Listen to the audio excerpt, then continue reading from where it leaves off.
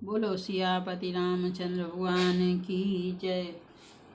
अयोध्या कांड दोहा नंबर 167। जय परिहरि हरिहर चरण भजई भूतगण घोर।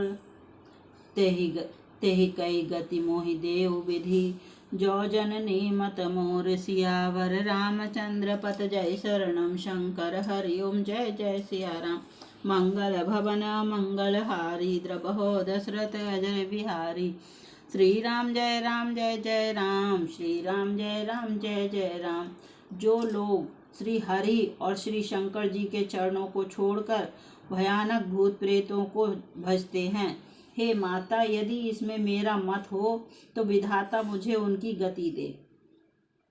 जो लोग वेदों को बेचते हैं, धर्म को दूर लेते हैं, चुगलखोर हैं, दूसरों के पापों को कह देते हैं, जो कपटी कुटिल कलह प्रिय और क्रोधी हैं, तथा जो वेदों की निंदा करने वाले और विश्व भर के विरोधी हैं, जो लोभी लंपट और लालचियों का आचरण करने वाले हैं, जो पराये धन और पराई स्त्री की ताक में रहते हैं, हे जननी, यदि इस काम में मेरी सम्मति हो तो मैं उनकी भयानक गति को पाऊं।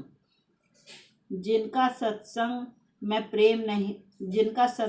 प्रेम नहीं है, जो अभागे परमार्थ के मार्ग से विमुख हैं, जो मनुष्य शरीर पाकर श्री हरि का भजन नहीं करते, जिनको हरि हर भगवान विष्णु और शंकर जी का सुयश नहीं सुहाता, जो वेद मार्ग को छोड़कर वाम वेद प्रतिकूल मार्ग पर चलते हैं, जो ठग हैं और वेश बनाकर जगत को छलते हैं, हे माता, यदि मैं इस भेद को जानता भी हूँ तो शंकर जी मुझे उन लोगों की गति दें।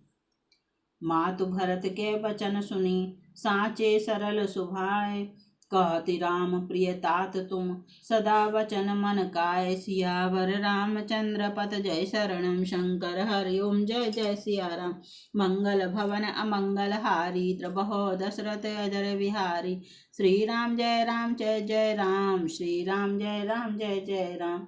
माता कौशल्या जी भरत जी के स्वाभाविक ही सच्चे और सरल वचनों को सुनकर कहने लगी, हे तात, तुम तो मन वचन और शरीर से सदा ही श्री रामचंद्र जी के प्यारे हो। श्री राम तुम्हारे प्राणों से भी बढ़कर प्राण प्रिय हैं और तुम भी श्री रघुनाथ जी को प्राणों से भी अधिक प्यारे हो। चंद्रमा चाहे विष चुहाने लगे और पाला आग बरसाने लगे, जलचर जीव जल से विरक्त हो जाए और ज्ञान हो जाने पर भी चाहे मोह ना मिटे, पर तुम श्री रामचंद्र जी के प्रतिकूल कभी नहीं हो सकते।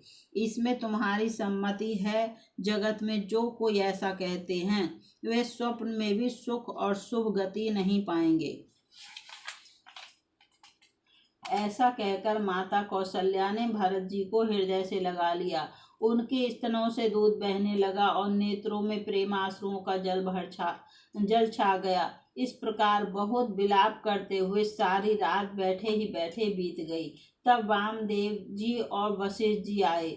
उन्होंने सब मंत्रियों और महाजनों को बुलवाया। फिर मुनि वशिष्ठ जी ने परमार्थ के सुंदर समयानुकूल वचन कहकर बहुत प्रकार से भरत जी को उपदेश दिया। तात हृदय धीरज धरहु, करहु जो अवसर आजु। उठे भरत गुरु वचन सुनी, करन कहेउ सब काज। सियावर रामचंद्र पत जय शरणम शंकर हरि ओम जय जय सिया राम। मंगल भवन अमंगल हारी द्रबहो दशरथ अजर बिहारी। श्री राम जय जय राम, श्री राम जय जय राम। वशिष्ठ जी ने कहा, हे तात, हृदय में धीरज धरो और आज जिस कार्य के करने का अवसर है उसे करो।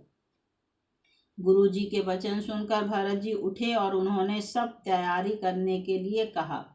वेदों में बताई हुई विधि से राजा की देह को स्नान कराया गया और परम विचित्र विमान बनाया गया। भरत जी ने सब माताओं को चरण पकड़कर रखा, अर्थात प्रार्थना करके उनको सती होने से रोक लिया। वे रानियां भी श्री राम के दर्शन की अभिलाषा से रह गईं। चंदन और अगर के तथा और भी अनेकों प्रकार के अपार कपूर, गूगल, केसर आदि सुगंध द्रव्यों के बहुत से बोझ आए। सरयू जी के तट पर सुंदर चिता रचकर बनाई गई, जो ऐसी मालूम होती थी मानो स्वर्ग की सुंदर सीढ़ी हो। इस प्रकार सब दाह क्रिया की गई और सबने विधि पूर्वक स्नान करके तिलांजलि दी। फिर वेद, स्मृति और पुराण सबका मत निश्चय करके उसके अनुसार भरत जी ने पिता का 10 गात्र विधान 10 दिनों के कृत्य किया। मुनि श्रेष्ठ वशिष्ठ जी ने जहाँ जैसी आज्ञा दी, वहाँ भरत जी ने सब वैसा ही हजारों प्रकार से किया। शुद्ध हो जाने पर विधि पूर्वक सब दान दिए। गौएं तथा घोड़े, हाथी आदि अनेक प्रकार की सवारियां, सिंहासन, भूषण, बसन, अन्न, धरण, धन, धाम दिए भरत लहि भूमि सुर। भे परिपूरन काम सियावर रामचंद्र पत जय शरणम शंकर हरि ओम जय जय सिया राम। मंगल भवन मंगल हारी द्रबहो दशरथ अजर विहारी। श्री राम जय जय राम, श्री राम जय जय राम। सिंहासन, गहने, कपड़े, अन्न, पृथ्वी, धन और मकान भरत जी ने दिए। भूदेव ब्राह्मण दान पाकर परिपूर्ण काम हो गए, अर्थात उनकी सारी मनोकामनाएं अच्छी तरह से पूरी हो गईं। पिताजी के लिए भरत जी ने जैसी करनी की वह लाखों मुखों से भी वर्णन नहीं की जा सकती। तब शुभ दिन शोधकर श्रेष्ठ मुनि वशिष्ठ जी आए और उन्होंने मंत्रियों तथा सब महाजनों को बुलवाया। सब लोग राजसभा में जाकर बैठ गए। तब मुनि ने भरत जी तथा शत्रुघ्न जी दोनों भाइयों को बुलवा भेजा। भरत जी को वशिष्ठ जी ने अपने पास बैठा लिया और नीति तथा धर्म से भरे हुए वचन कहे। पहले तो कैकेयी ने जैसी कुटिल करनी की थी, श्रेष्ठ मुनि ने वह सारी कथा कही। फिर राजा के धर्म, व्रत और सत्य की सराहना की, जिन्होंने शरीर त्याग कर प्रेम को निभाया। श्री रामचंद्र जी के गुण, शील और स्वभाव का वर्णन करते करते तो मुनिराज के नेत्रों में जल भर आया और वे शरीर से पुलकित हो गए। फिर लक्ष्मण जी और सीता जी के प्रेम की बड़ाई करते हुए ज्ञानी मुनि शोक और स्नेह में मग्न हो गए। सुनहु भरत भावी प्रबल, बिलख कहो मुनिनाथ। हानि लाभ जीवन मरण, जस अपजस विधिहात। सियावर रामचंद्र पत जय शरणम शंकर हरि ओम जय जय सिया राम। मंगल भवन मंगल हारी द्रबहो दशरथ अजर विहारी। श्री राम जय जय राम, श्री राम जय जय राम। मुनिनाथ ने विलख कर दुखी होकर कहा, हे भरत सुनो, भावी होनहार बड़ी बलवान है। हानि, लाभ, जीवन, मरण और यश अपयश ये सब विधाता के हाथ है। ऐसा विचार कर किसे दोष दिया जाए और व्यर्थ किस पर क्रोध किया जाए। हे तात, मन में विचार करो। राजा दशरथ सोच करने के योग्य नहीं है। सोच उस ब्राह्मण का करना चाहिए जो वेद नहीं जानता और जो अपना धर्म छोड़कर विषय भोग में ही लीन रहता है। उस राजा का सोच करना चाहिए जो नीति नहीं जानता और जिसको प्रजा प्राणों के समान प्यारी नहीं है। उस वैश्य का सोच करना चाहिए जो धनवान होकर भी कंजूस है और जो अतिथि सत्कार तथा शिवजी की भक्ति करने में कुशल नहीं है। उस शूद्र का सोच करना चाहिए जो ब्राह्मणों का अपमान करने वाला, बहुत बोलने वाला, मान बढ़ाई चाहने वाला और ज्ञान का घमंड रखने वाला है। पुनः उस स्त्री का सोच करना चाहिए जो पति को छलने वाली, कुटिल, कलह प्रिय और स्वेच्छाचारिणी है। उस ब्रह्मचारी का सोच करना चाहिए जो अपने ब्रह्मचर्य व्रत को छोड़ देता है और गुरु की आज्ञा के अनुसार नहीं चलता।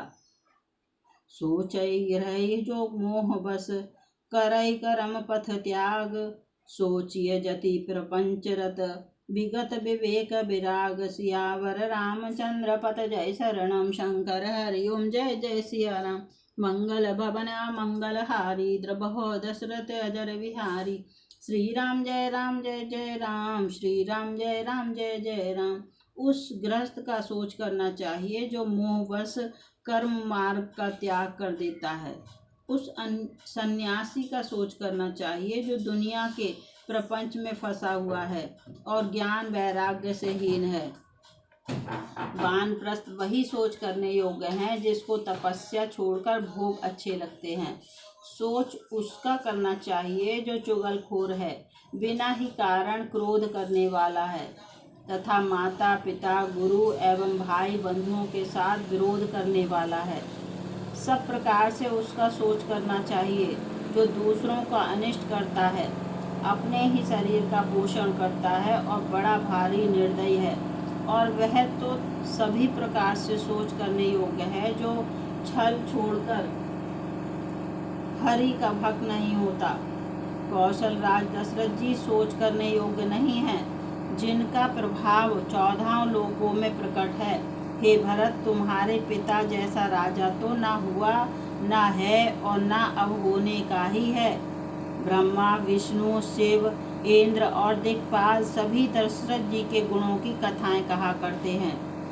कहो तात के ही भांति को करी है बड़ाई तासु, राम लखन तुम शत्रुघ्न सरिस सुवन सुचित जासु, सियावर रामचंद्र पत जय शरणम शंकर हरि ओम जय जय सिया राम।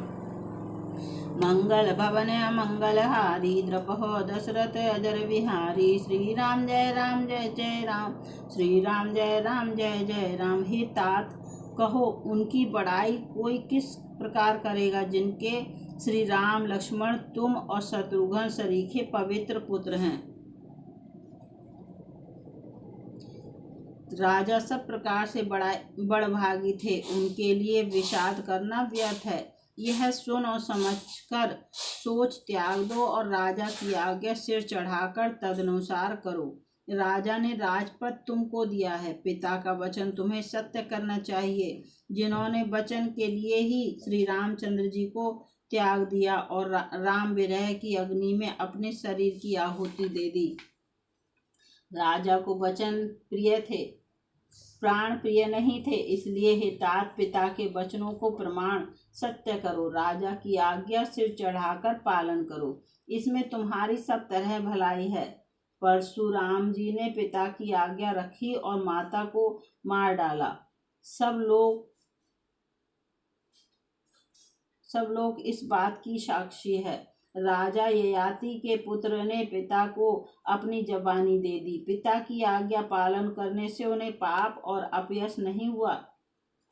अनुचित उचित विचारु तजी, जे पालहि पितु बैन, ते भाजन सुख सुजस के, बसई अमरपति ऐन, सियावर रामचंद्र पत जय शरणम शंकर हरि ओम जय जय सिया राम। मंगल भवन मंगल हारी द्रबहो दशरथ अजर बिहारी, श्री राम जय जय राम, श्री राम जय जय राम। बोलो सियापति रामचंद्र भगवान की जय। जो अनुचित और उचित का विचार छोड़कर पिता के वचनों का पालन करते हैं, वे यहाँ सुख और सुयश के पात्र होकर अंत में इंद्रपुरी स्वर्ग में निवास करते हैं। बोलो सियापति रामचंद्र भगवान की जय। अयोध्या कांड दोहा नंबर 174 समाप्त।